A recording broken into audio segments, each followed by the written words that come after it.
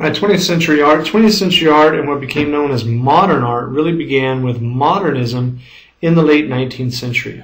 19th century movements such as post-impressionism began the 20th century art or modern art movement that would carry through the 1900s into present day.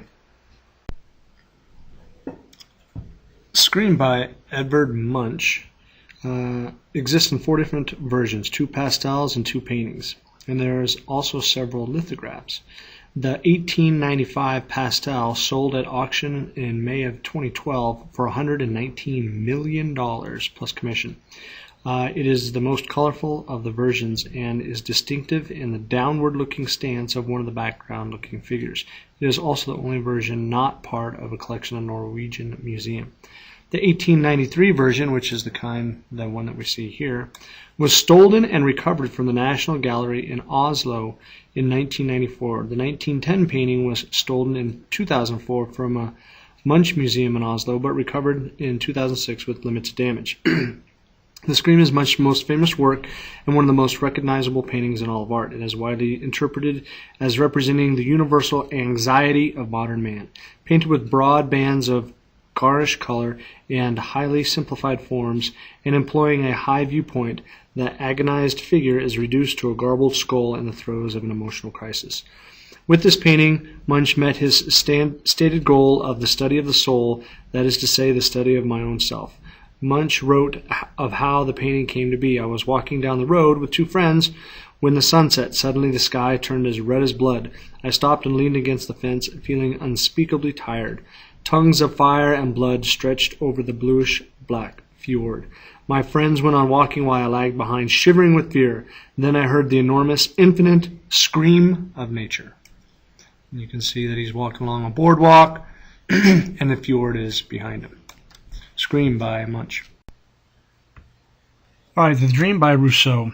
The Dream is a large oil-on-canvas painting created by Rousseau in 1910, one of more than 25 paintings with a jungle theme. His last completed work, it was the first exhibited in the Salon des Indépendants from March 18th to May 1st, 1910.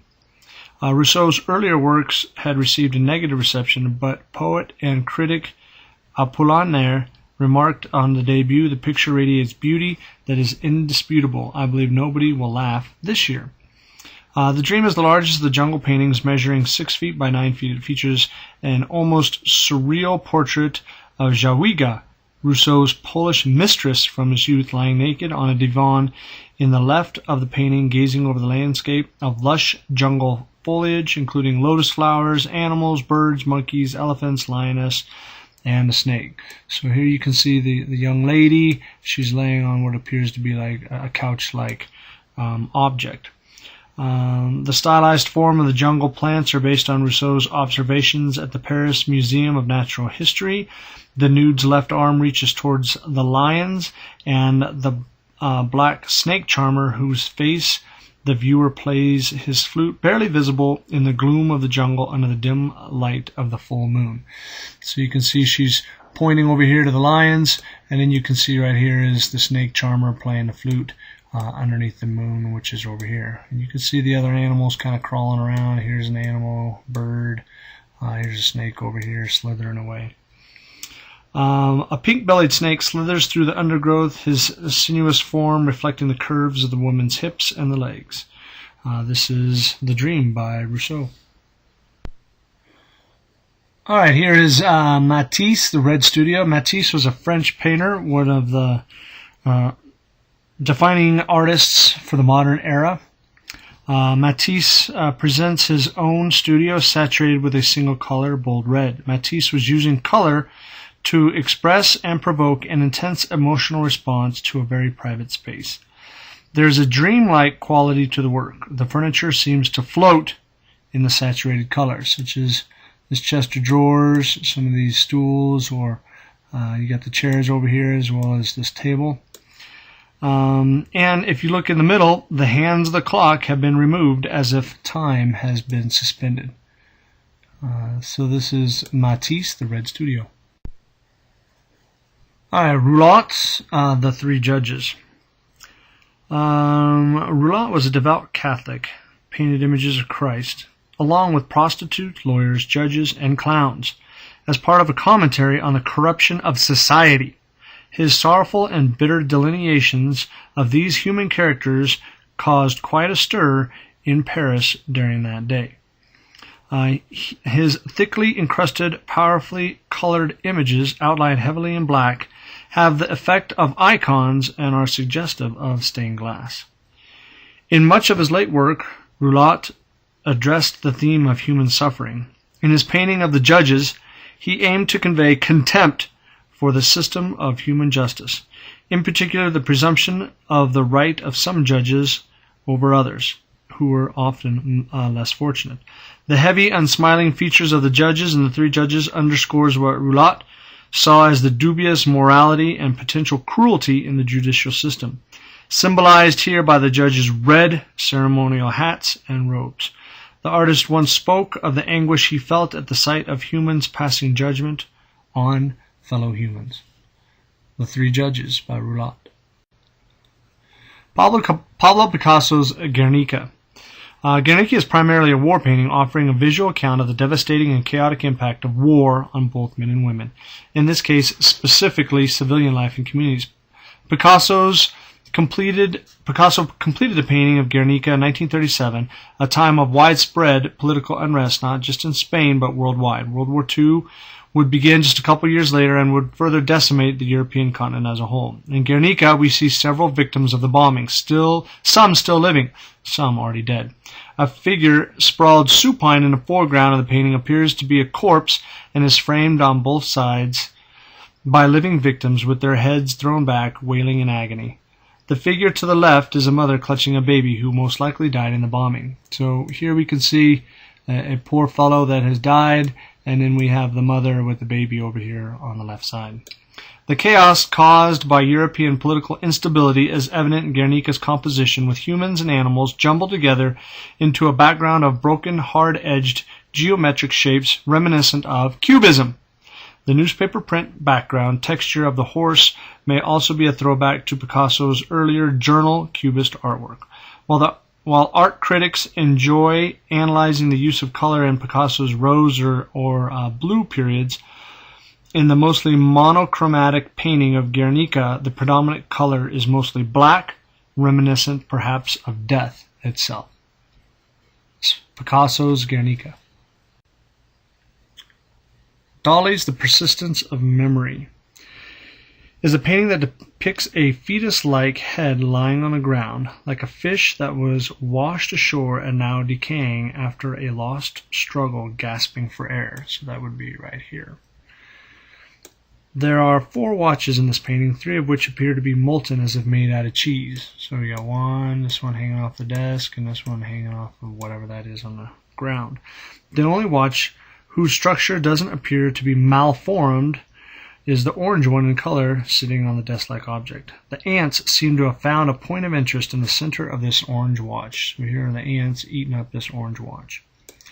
The drooping pocket watches possibly suggest an irrelevance of time during sleep. In other words, when we are asleep or not conscious, the time does not persist, only memories do. This distortion of time can be easily observed by just about anyone who has ever attempted to think about their own dreams. Some art historians theorize that the painting may be a visual depiction of the Einstein's theory of relativity. This is Dali's Persistence of Memory. All right, Rivière's Liberation of the Peon.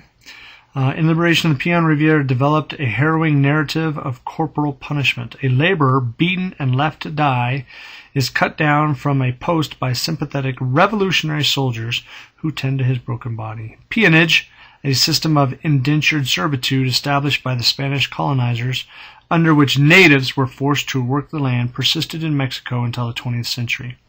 The mural offers the injustice of earlier social and economic conditions as a rationale for the Mexican Revolution.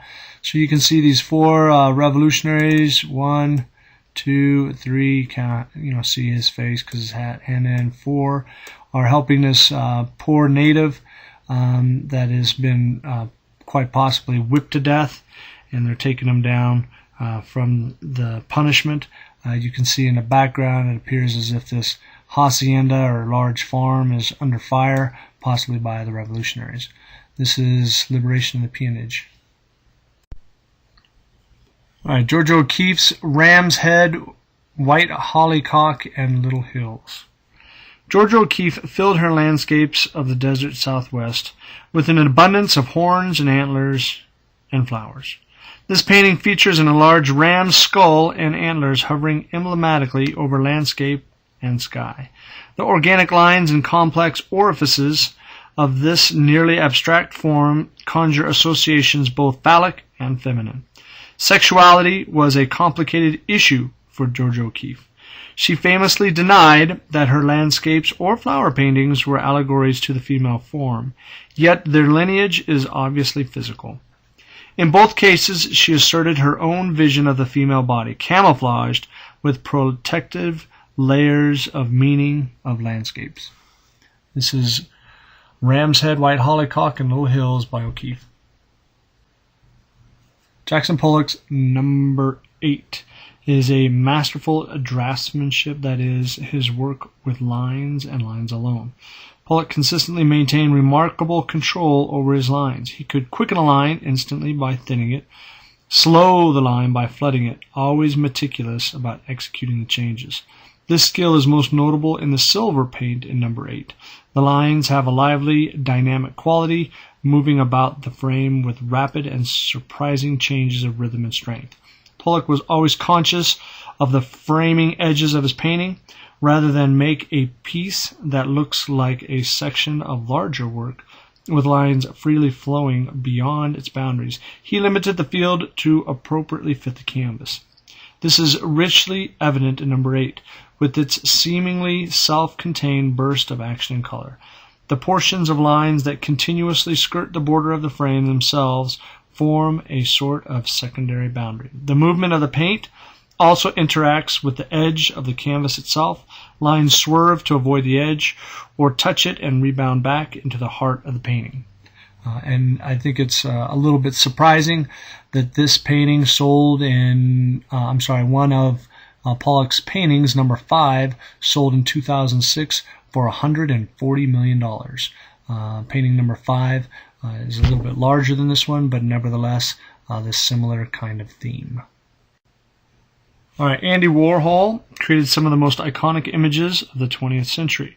Warhol drew widely from popular culture and everyday subject matter that affected society, creating works like his 32 Campbell's Soup cans in 1962, his first major exhibition.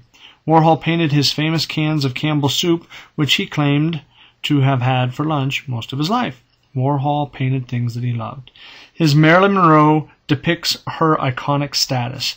Andy Warhol painted Marilyn because of the affection he had for her, but also for her many admirers. With his portraits of Marilyn Monroe, he used the medium of silkscreen printmaking to achieve his characteristics, hard edges and flat areas of color. With all of Warhol's art, he continually brought attention to the fame that affected objects and people to a faithful following. Warhol has several assistants who produced his art and silkscreen multiples, following his directions to make different versions and variations. This is Warhol's Marilyn Monroe.